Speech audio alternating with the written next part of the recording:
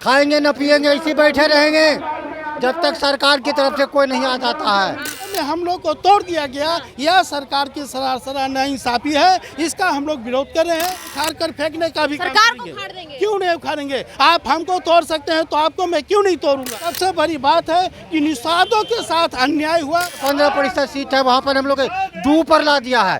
विरोध रहेगा नहीं, वो सबके लिए किया है। वो सबके जहाँ 3% वहाँ 5% मिला तो खुश रहेगा नहीं। जहाँ 5% को 10% मिला है खुश रहे। हम लोग 15% है, वहाँ पर हम लोग 2% कर दिया है। क्यों खुश रहेंगे? हम लोग नाराज रहेंगे। ये सब भी अभी जब तक वो सरकार के यहाँ से कोई सूचना नहीं आता है, जब तक बैठे रहेंगे।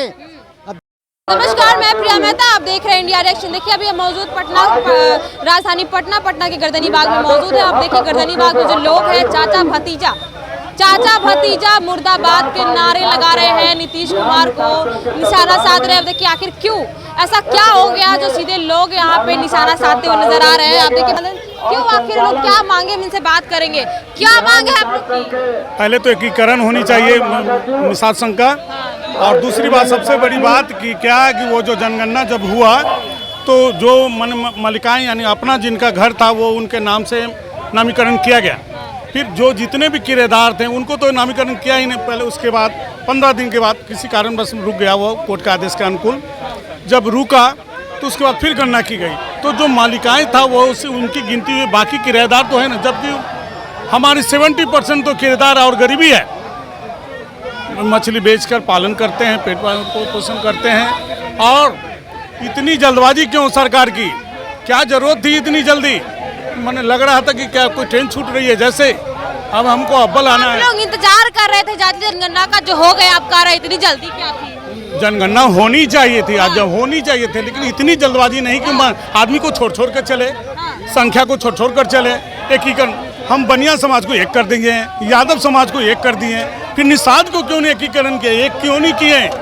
मैं यही सरकार को यह आग्रह करना चाहता हूँ कि निषादों की एक सर ये बताइए, बिहार में जाति जनगणना को लेकर लोग बेसब्री से इंतजार कर रहे थे, जो कि हो गया, अब खुश नहीं है आप लोग? बिहार में जो जाति जनगणना हुआ उससे कोई दिक्कत नहीं है।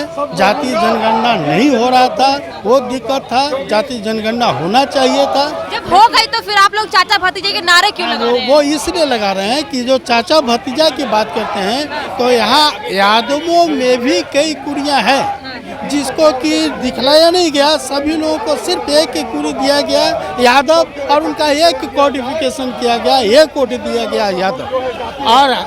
और हम लोग के साथ क्या हुआ? निषाद के साथ मलाह और केवट। बताइए मलाह और केवट में क्या अंतर है? मलाह किसको कहते हैं और केवट किसको कहते हैं? जबकि केवट और निषाद दोनों के लिए अलग अलग कोड क्यों?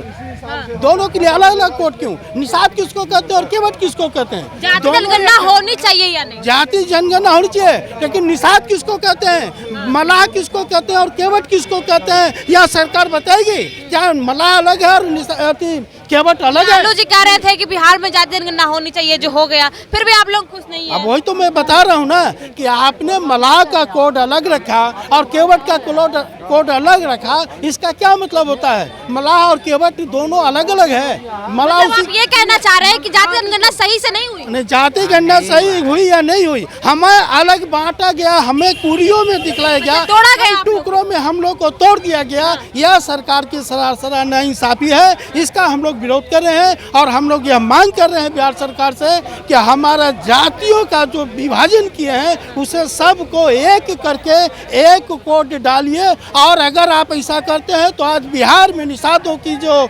जनसंख्या है वो यादवों के बाद दूसरा स्थान पर आता है। आज निषाद बिहार में दूसरा स्थान पर है। यह बहुत बड़ी बात है कि आपने हम लोग को तोड़ करके सबसे नीचे डाल दिया है, जबकि हम बिहार में दूसरे स्थान पर हैं। इसलिए मैं कहता हूँ जय निषाद।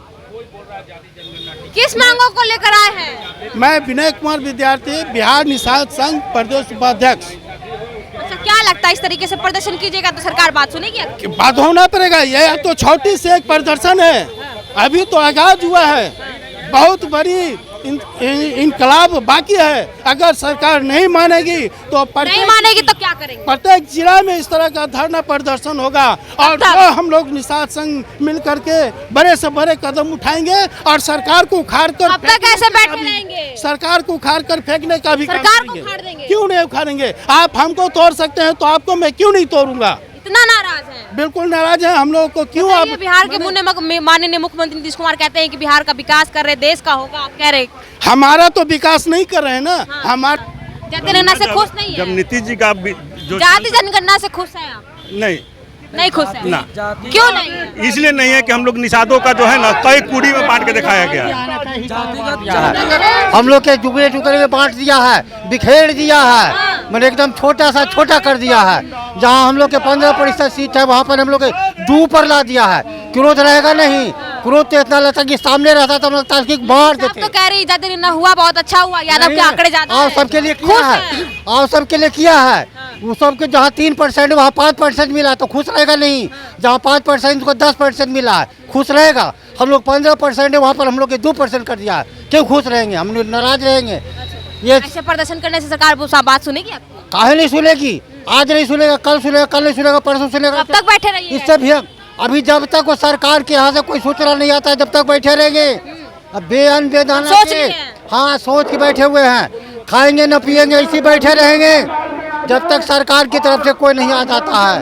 जब तक नहीं आएगी तब तक बैठे रहेंगे? बैठे रहेंगे। मेरा नाम धरना का कार्यक्रम है 11 बजे से 5 बजे तक था और यह सरकार को सिर्फ आज एक वानिकी की तरफ पेश किया गया। सरकार को दिखाया गया है कि आज हमने शुरुआत कर दिया है, आगाज किया है। आज अगर आप हमारी बात को नहीं मानेंगे तो हम लोग आपको उखाड़ फेंकने का काम करेंगे और आने वाली चुनाव में आप देखिएगा कि यह निषाद जो आज बिहार में दूसरे स्थान पर है, आपके लिए क्या क्या करता है। अति पिछड़ा के वो नेता बनना चाहते हैं, फिर वो सीएम बनना चाहते हैं, तब नहीं हो प्रधानमंत्री बनना चाहते हैं? तो आप तो अति पिछड़ा से जाना चाहते हैं। जब अति पिछड़े में ही टुकड़ा टुकड़ा प्रधानमंत्री बनाइएगा ना? तो प्रधानमंत्री कैसे बनाएंगे जब हम ही लोग को टुकड़े टुकड़े कर वोट दीजिएगा ना? तो फिर कैसे देंगे वोट? वो क्यों? तो उसके हकदार नहीं होते जब हम लोग को टुकड़े टुकड़े कर देंगे। चुनाव के बाद सोच लिए प्रधानमंत्री हाँ, बनेंगे। तो कैसे बनेंगे जब हम लोग एक नहीं होंगे? तो कैसे बनेंगे? अति पिछड़ा के नेता बनना चाहते, क्यों कैसे बनेंगे? तो बनने के कह रहे बिहार का विकास कर रहे, देश का विकास। विकास क्या विकास तो पता चल रही है। देखिए पटरियों पर हम लोग दिख रहे हैं,